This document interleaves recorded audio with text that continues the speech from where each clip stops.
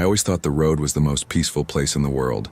During the day you deal with traffic, late deliveries, clients constantly calling you. Not at night. At night it's just you, the truck, and the darkness. At least that's what I thought before that night. I was crossing a nearly forgotten stretch of US 50 in Nevada. That part that many people call the loneliest road in America. Straight asphalt, no curves, no streetlights to be found, low mountains in the distance, and a darkness so profound that the headlights seemed like weak flashlights pointed at nothing. It was a little past midnight. The CB radio was almost silent, just a static now and then. I had already driven for many hours, but I still had more than an hour to go to the next truck stop. The weather had been strange since the beginning of the night. The sky was starless, just a thick layer of clouds. The wind blew sideways, pushing the truck without much force, but enough to be bothersome. Even so, everything was under control. Steady speed, normal temperature, dashboard completely clear. All that was left was to keep going. That's when the detail that didn't make sense at the time started to emerge. First, I heard a slight noise, almost a metallic cough coming from the engine. It wasn't a knock. It wasn't something loose. It was as if the engine coughed occasionally. A weak, rhythmic cough. I looked at the dashboard, nothing lit up. Normal oil pressure, normal temperature, no warning lights. I slowed down, listened carefully. The noise disappeared. I accelerated again. It returned. A slight, persistent cough, as if the truck wanted to warn me about something. I know my truck. I knew every vibration, every noise. That sound wasn't part of the repertoire. I thought about pulling over, opening the hood, and taking a look. But the place was bad. Narrow shoulder, no lighting, no city on the horizon. I decided to keep going. Another hour, I'll get to the truck stop. I'll look at this calmly, I thought. But the road doesn't always respect your plans. About 20 minutes later, the cough turned into a serious misfire. The engine gave 2 short jolts as if it had choked, and the truck began to lose power. I tried to maintain speed, but the speedometer needle kept dropping, as if someone were pulling the truck backward. I pressed the clutch, tried to downshift, tried to maintain the revs, nothing. The engine simply died. The silence that followed was something I'll never forget. You think the road is silent until you hear the sound of a truck shutting off in the middle of nowhere. It's a sound hole. It feels like the whole world is holding its breath. I pulled over to the side of the road, turned on the hazard lights, and tried to start the car. I only heard that dry click like an engine that has no life left. I tried again. Click. 3rd time. Click. No revs, no effort, nothing. I took a deep breath. I grabbed the flashlight and climbed out of the cab. The morning air was still, uncomfortably hot, as if the day's heat still clung to the asphalt. On the horizon, only a very distant streak of light, probably some car or truck many kilometers away. Near me, nothing. Just me, the truck, and the darkness. I opened the hood, checked the basics. Nothing loose, no obvious leaks. Everything too normal for an engine that simply decided to die in a straight line, without explanation. While I was examining it, I had that unsettling feeling of being watched. That instinct that any long-distance trucker develops after years. You know when something's wrong. I went back to the cabin. I picked up my cell phone. No signal. I tried the CB radio, dialed channel 19, then others. Just static. Not even a response from a distant truck. Nothing. It was as if that specific stretch of road had been disconnected from the world. That's when I saw the first sign that that night wasn't just a mechanical problem. Far behind, a pair of headlights appeared. Nothing unusual, I thought. Another vehicle coming. But the light wasn't increasing at its normal speed. It seemed like the car was moving too slowly for such an empty highway. And what really caught my attention was that no other cars were passing. Not in the opposite direction, not behind. Just that pair of headlights, isolated, coming towards me in the middle of all that darkness. I stayed in the cabin, doors locked. I waited. The closer the vehicle got, the more certain I was that something was wrong. The way the headlights swayed didn't seem like that of a heavy vehicle at normal speed. It was almost like someone driving slowly on purpose, studying the route. After a few minutes, the lights finally got closer. It was a dark old pickup truck without any stickers, without anything indicating a company, nothing on the doors, nothing on the back. The kind of pickup truck you see a lot on country roads, but there, in that situation, it made me very suspicious. She drove slowly past me as if she were assessing the truck. I could see there were two people in front, but I couldn't make out their faces. The pickup truck drove about 50 meters, turned on its turn signal, slowed down and pulled over to the shoulder, right in front of my truck. My stomach turned to ice at that moment. The passenger got out first. Slim build, low-profile cap, hands in his pockets. He didn't come in the hurry of someone truly concerned about helping. He walked slowly, studying the truck, looking it up and down. The driver stayed a little further back, still inside the pickup truck, with the engine running. He approached my door, raised his head as if trying to see my face inside. He tapped lightly on the metal. I opened the window partially, just a few inches, enough to hear and speak. The way he spoke already gave away that something was wrong. His voice wasn't genuinely curious or helpful. It was too calm, unhurried, as if he had already decided what he was going to do before even arriving there. He asked questions that didn't make much sense. He didn't directly ask what happened to the truck, as anyone would. Instead, he wanted to know how long I'd been stopped, if I'd tried calling anyone, if I'd seen any other strange cars on the road that night, and most importantly, if I was traveling alone. He repeated that last question twice with variations. He asked if I had someone accompanying me in another vehicle, if anyone knew I was on that stretch of road, and if I had discussed the route with anyone that day. I gave the basic answers without giving away much information. I said the truck had suddenly broken down, that I had already called for help using the company's tracking system, and that a support team was on its way. That wasn't true. The tracking system did exist, but I hadn't been able to get a signal on my cell phone, let alone call anyone. But truck drivers learn quickly. They never admit they're completely alone, and without options. That's when the strange offer came. He said there was no phone signal there, that the next truck stop was far away, and that towing in that area would take hours. He said that he and his cousin were going to a workshop further ahead, on a secondary exit that wasn't even clearly visible on the map. He offered to take me there, but insisted that I needed to get out of the truck and go with them, because it would be safer to leave the truck there, locked up, and then come back with the tow truck. The way he said get out of the truck bothered me. It wasn't advice, it was almost an order packaged in a friendly tone. I refused. I said I was going to keep the truck, that it was company procedure never to abandon the cargo. He insisted. He said that stretch of road was dangerous, that bad things had already happened there. He started throwing out vague stories about robberies, parked cars used as bait, people disappearing. It was almost as if he was trying to convince me that the real danger was staying there inside my own truck. While he was speaking, I noticed two details. First, he was looking more into the cabin than at me, as if he were trying to see if I was really alone or if there was someone else lying in the bunk bed. Second, through the mirror, I saw the driver's side door of the pickup truck open slowly. The other man got out, leaving the engine running, and began to approach from the opposite side of my truck, out of my direct line of sight. That feeling of threat ceased to be a feeling and became a certainty. The guy who was talking to me subtly changed his tone. The help turned into pressure. He started saying I was being stubborn, that it didn't make sense to stay there waiting for a tow truck that you don't even know if it's coming. The phrase that stuck with me the most was when he said, without taking his eyes off the inside of the cabin, that it was better to leave peacefully because nobody gets through there for hours. It was no longer an offer of a ride. It was a warning. I pretended to give in. I said I was just going to grab my documents and a backpack and get out.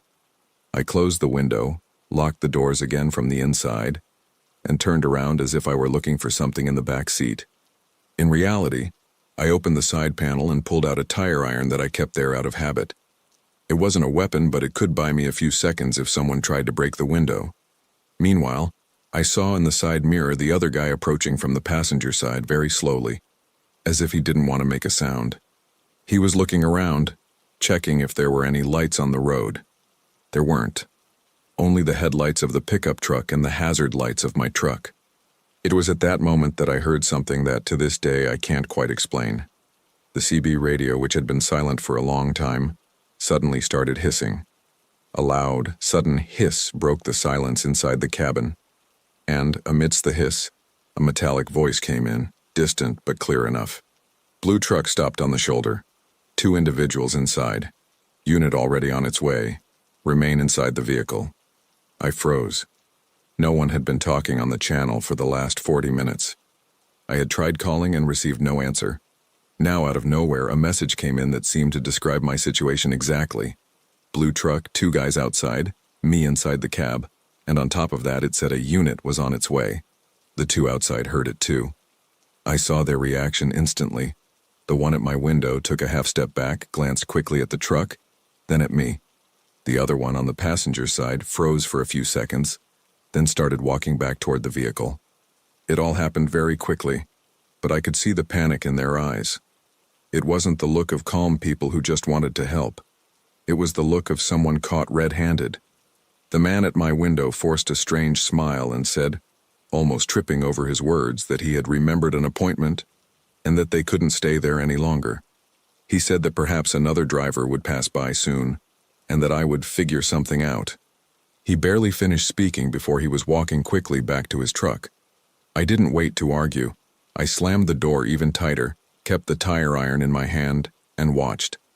They got into the pickup truck, turned around on the road, and sped off in the direction they'd come from, accelerating much faster than when they arrived. It was as if that had triggered a sense of urgency in them. I stood there, my heart pounding in my chest, listening to the sound of their engine fading further and further into the distance until it disappeared completely. The CB radio went silent again, as if nothing had happened. I tried calling again, thanking them, asking who had spoken, anything. No answer. About 10 or 15 minutes later, another pair of headlights appeared. This time it was a highway patrol vehicle.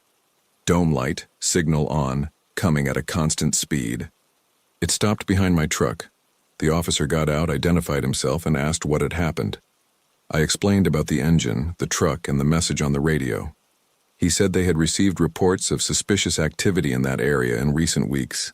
Things like approaching stopped truck drivers, attempted robberies, people forcing drivers to abandon trucks with cargo, and that they were patrolling the region more. But when I mentioned the exact message I heard on the radio, he frowned. He said they hadn't sent any messages via CB that night. They had received an anonymous tip hours earlier, indicating 2 men in a dark pickup truck approaching vehicles stopped on US 50, but they hadn't reported it over the radio. Only through internal police communication. No officer from the department was using the channel I listened to. Even so, the description matched what I had seen. The officer stayed with me until a tow truck from the area arrived.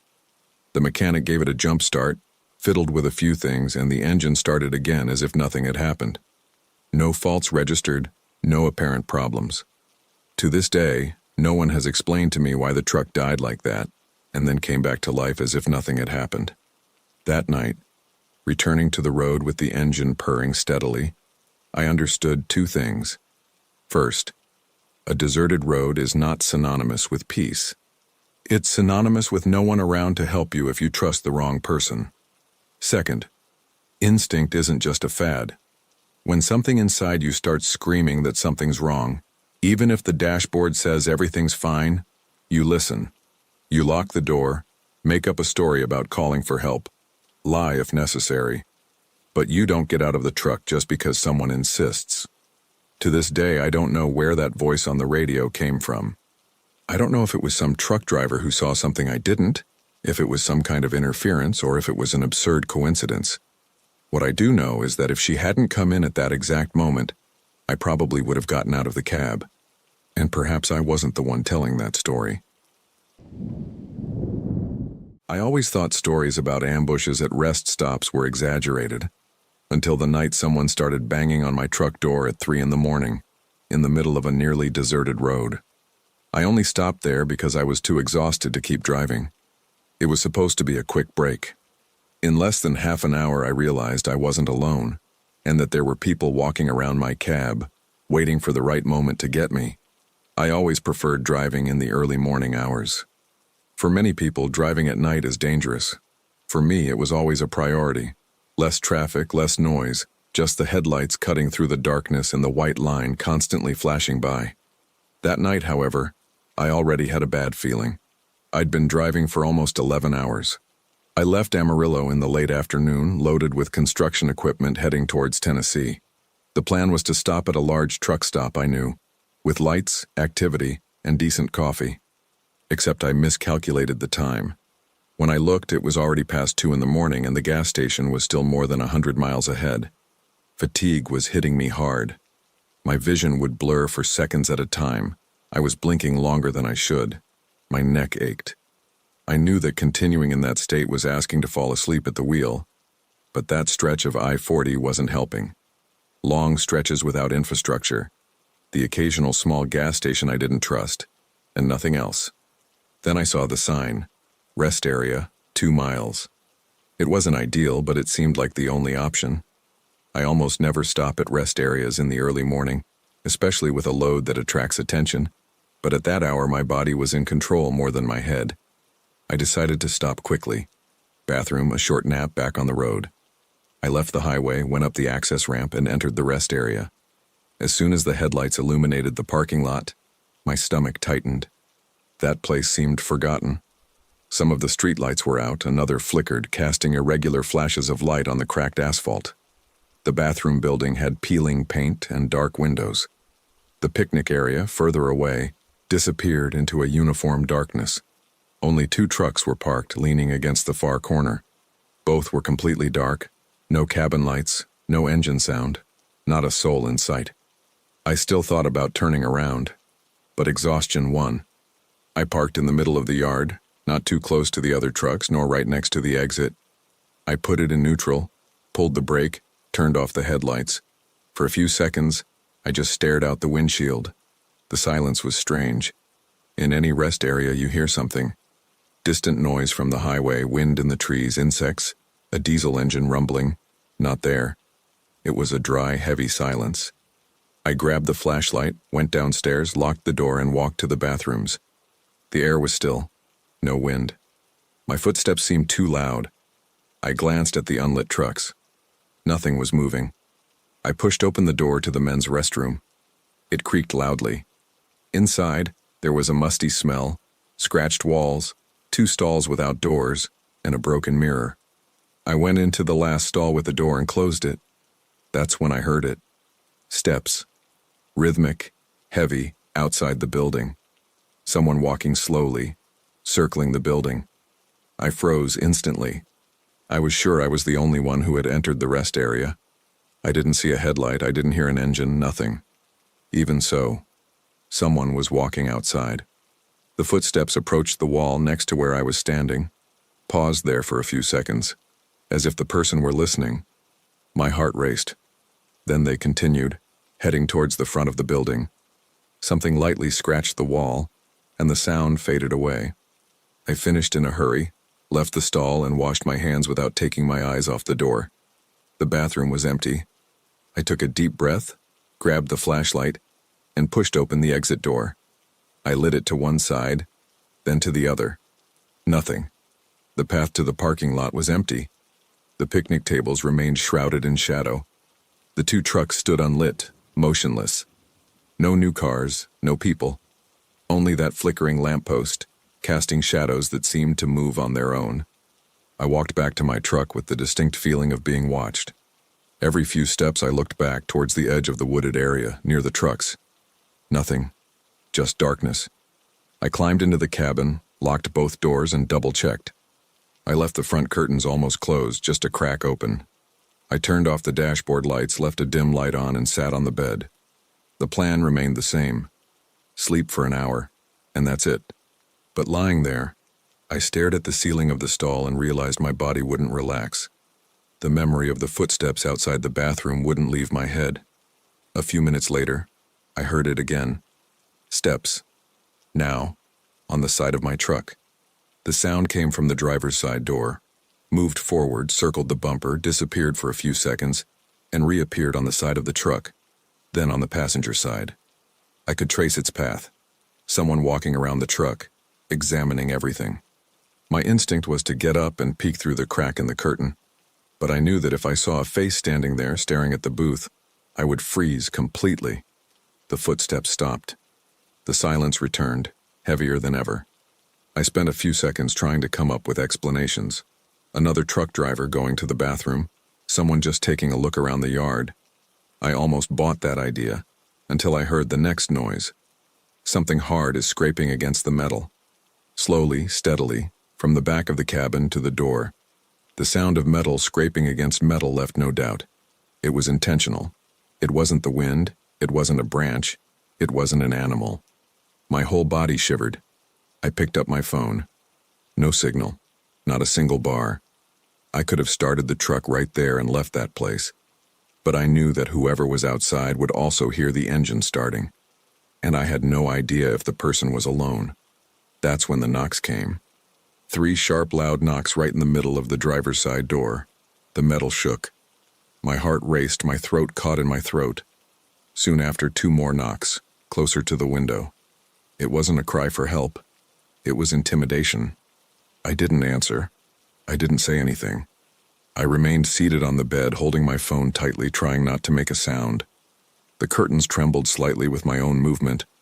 After the knocking, I heard something press against the door, as if someone had brought their face close to the metal. A short breath. I knew there was a real person, just inches away, trying to decide their next move. The silence that followed was worse than the noise. It was the exact moment I understood that if I stood there, I would end up being targeted by someone who was used to doing that. I reached out and turned the key in the ignition. The dashboard lit up, the diesel engine roared to life, filling the cabin with a sound that, at that moment, felt like protection. I honked the horn mercilessly, letting the noise shatter the silence of the entire area. I turned the headlights to maximum. Even with the curtains, I could see the glare flooding the yard. I felt a quick movement retreating from the side of the truck, heading towards the shadows near the bathroom building. I engaged the gear, released the brake, and began to maneuver. I just wanted to align the vehicle with the exit and get back onto the highway. As I turned the steering wheel, the headlights swept across the corner where the 2 trucks were parked, their lights off. That's when I saw them. The cab of one of them, a conventional red truck, had its passenger door ajar.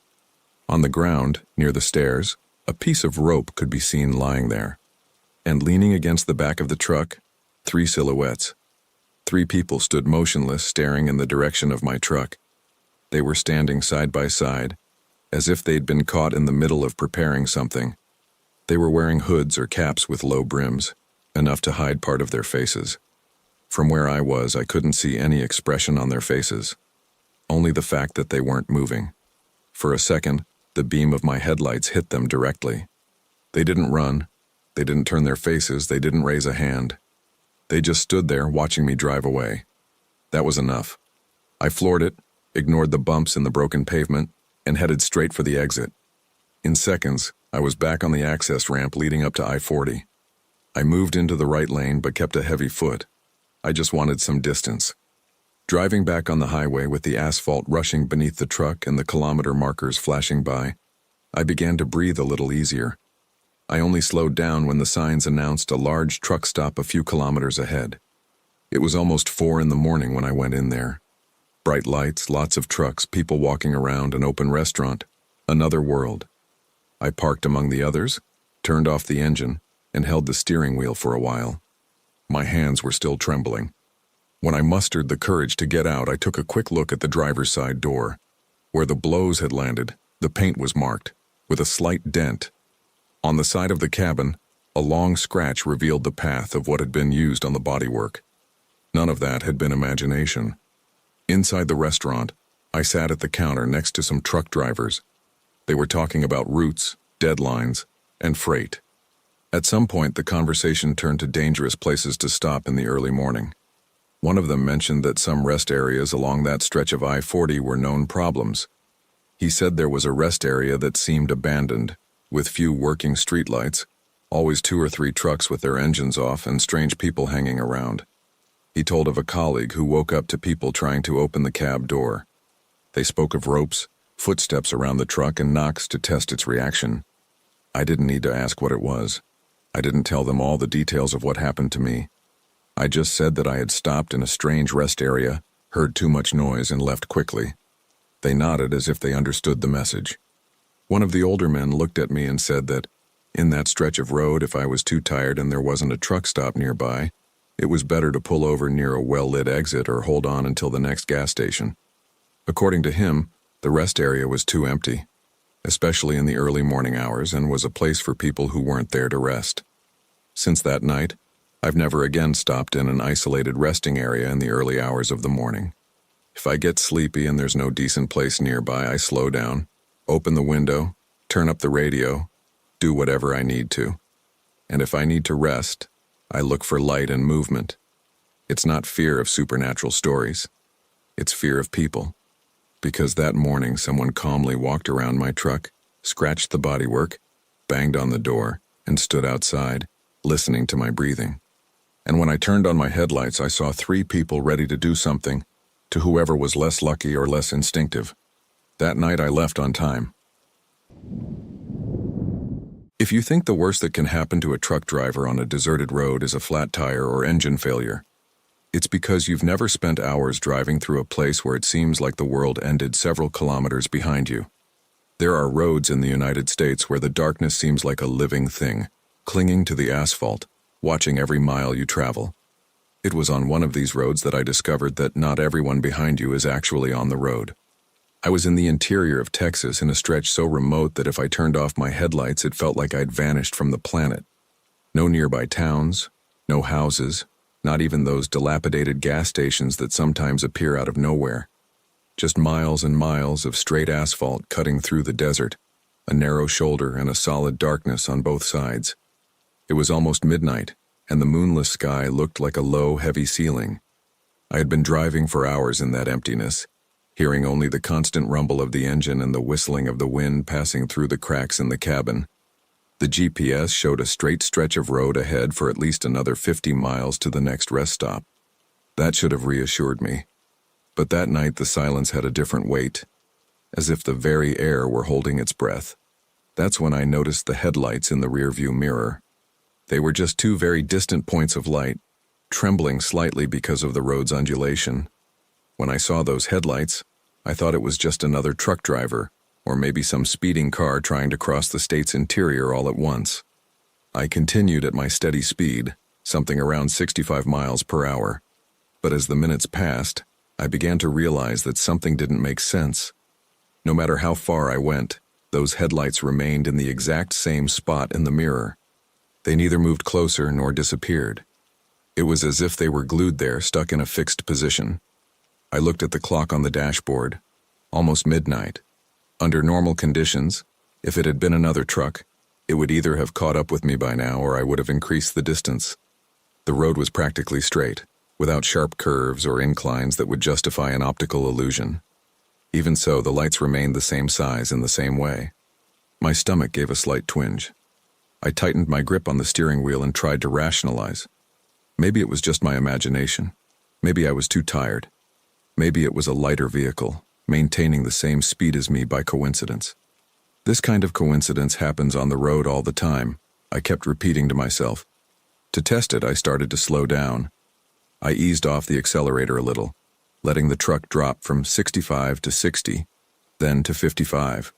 I watched the rear-view mirror carefully. The headlights remained exactly the same. I waited a little longer. The needle dropped to 50. In any normal situation, the vehicle behind me would have closed in if it were going faster, or would have started to get smaller if it were going slower. But there was no change at all. I kept slowing down, 40 miles per hour on a practically empty, straight and dry road. My truck seemed too slow for that stretch of road, and it gave me an uncomfortable feeling as if I were vulnerable and exposed. Still, the headlights remained static, identical, as if they were an image pasted onto a mirror. I knew that wasn't normal. I decided to push it to the limit. I slowed down to 30 miles per hour. I felt the engine almost purr. The effort was so light. No vehicles appeared in front of me, no signs indicating an upcoming exit, no sign of life. I looked again in the rearview mirror, hoping to finally see a reaction, any minimal change. But nothing.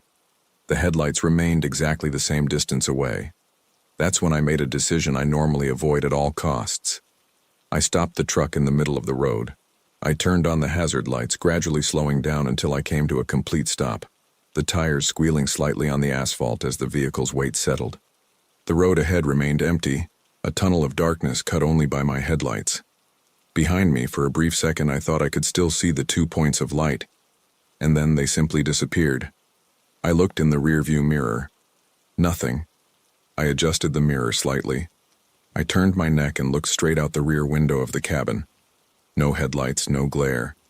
It was as if there was nothing else on the road besides me. No approaching engine sounds, no tire noise. Nothing.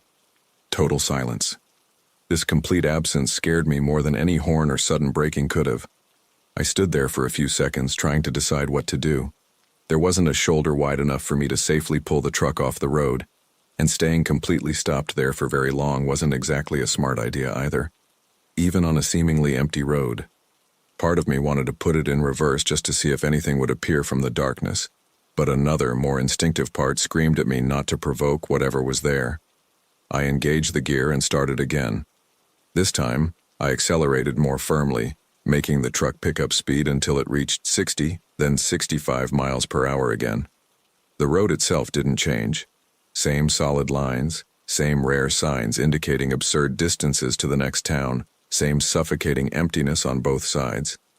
I tried to convince myself that it had been some misperception, some strange reflex, maybe even a momentary vision problem caused by fatigue. 15 minutes later, I looked in the rearview mirror again. The headlights had returned. They were exactly the same distance away as before, as if they had been placed there by someone who knew down to the millimeter which spot would bother me most.